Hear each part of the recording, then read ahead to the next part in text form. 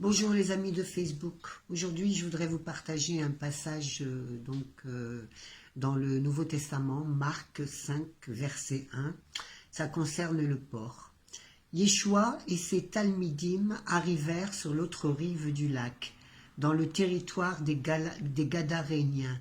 Aussitôt que Yeshua eut débarqué, un homme possédé d'un esprit impur sortit des sépulcres pour venir à sa rencontre. Il vivait dans les sépulcres et personne ne pouvait plus le lier, pas même avec des chaînes.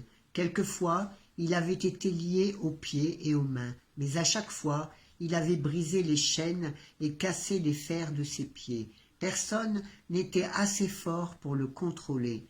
Jour et nuit, il errait parmi les sépulcres et dans les collines, poussant de grands cris et se tailladant avec des pierres. Voyant Yeshua de loin, il accourut, se prosterna devant lui et s'écria d'une voix forte. « Que me veux-tu, Yeshua, fils du Dieu d'Elion?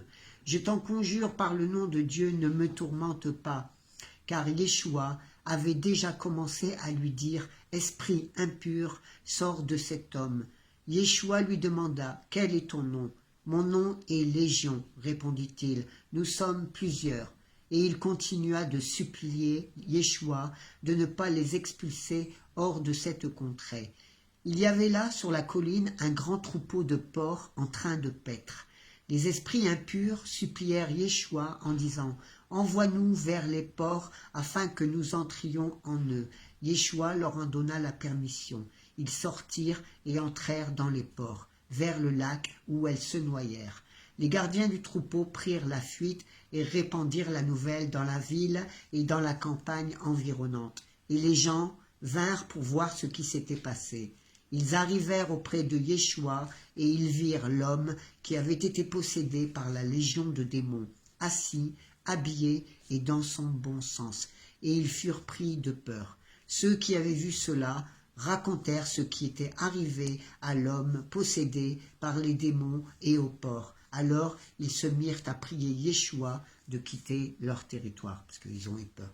Donc voilà, par rapport à ça, je voudrais vous expliquer, vous raconter quelque chose en fait, surtout pour toutes les personnes d'origine arabe et qui s'imaginent qu'en arrivant, en connaissant la personne de Jésus en profondeur, Yeshua, donc le nom hébraïque, qu'ils doivent changer parce qu'on nous a fait croire, on nous a fait penser que c'était terminé ce que Dieu avait dit dans le passé concernant la nourriture qui était bonne à manger. Pour notre propre santé, en fait, pour notre bien-être et notre santé, c'est pour ça qu'il nous a conseillé de manger telle et telle nourriture et que d'autres ont changé, ont transformé et on dit que depuis avec Jésus que tout est transformé, tout est changé et que voilà, il y a une nouvelle alliance, donc ça veut dire que tout ce que Dieu a dit auparavant, et ben voilà, c'est changé et que les gens du coup peuvent manger du porc et etc.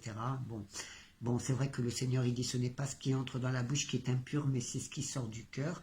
Mais bon, comme le Seigneur dit aussi dans sa parole, la vérité vous affranchira, donc c'est important de le savoir pour toutes ces personnes qui veulent s'approcher de Jésus et qui veulent s'approcher de Jésus et qui ne doivent pas avoir peur par rapport à cela. Et pour toutes les autres personnes qui se sont approchées de Jésus et qui sont en harmonie et en accord avec la parole de Dieu, parce que le Seigneur dit bien dans d'autres passages où il dit ce sera une loi perpétuelle et que pas un seul trait, pas un seul changement, pas un seul point ne sera transformé jusqu'à ce que Dieu revienne, jusqu'à ce que Yeshua revienne. Et si ce n'était pas le cas, si Dieu avait voulu transformer les choses, c'est comme quand il a dit après le déluge, après l'arche de Noé, il a dit qu'il n'y aura plus de déluge de la même manière que ce qui s'est passé. Donc effectivement, le Seigneur a dit cela et il tient ses promesses. Et il se souvient de ses promesses lorsqu'il y a l'arc-en-ciel qui est dans le ciel et qu'il avait dit aussi que les saisons ne changeront pas, qu'il y aura toujours l'automne, l'été, l'hiver et le printemps. Et donc, ça n'a pas changé, c'est toujours d'actualité, c'est toujours comme ça.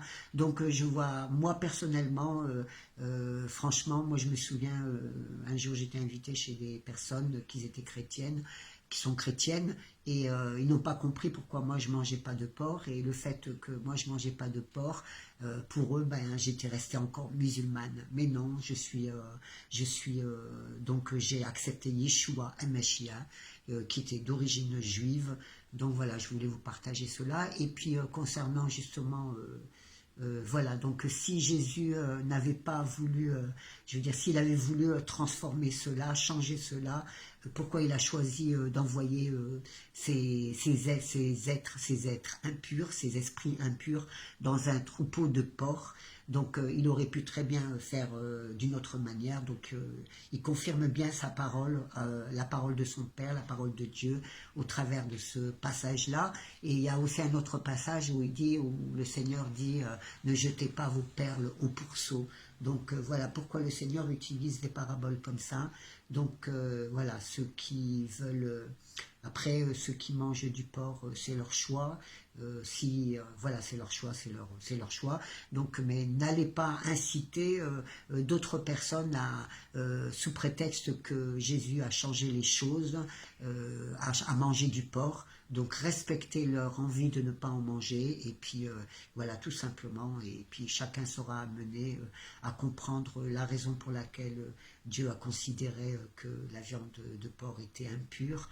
Il y a des tas, il y a des vidéos, il y a des chrétiens qui ont expliqué la raison, enfin le pourquoi du comment, et voilà, donc de toute façon, on sait aujourd'hui que de toute façon, c'est même si on dit oui, mais la viande ne se conservait pas à l'époque, etc. On sait très bien que la viande de porc n'a pas la même digestion que la viande que le bœuf, que c'est pas un ruminant, enfin bref, plein de choses. Mais bon, c'est pas dans ce but-là que je fais la vidéo, parce que chacun est libre, mais c'est surtout aussi pour toutes ces autres personnes qui ne connaissent pas en profondeur la pensée de Yeshua, par rapport à plein de choses. Donc c'est pour ça que je me permets de citer, de montrer quelques passages bibliques et d'expliquer, enfin d'expliquer mon point de vue là-dessus. Donc voilà, je vous laisse, donc j'espère que vous saurez, voilà, que Dieu vous bénisse tout simplement au nom de Yeshua HaMashiach.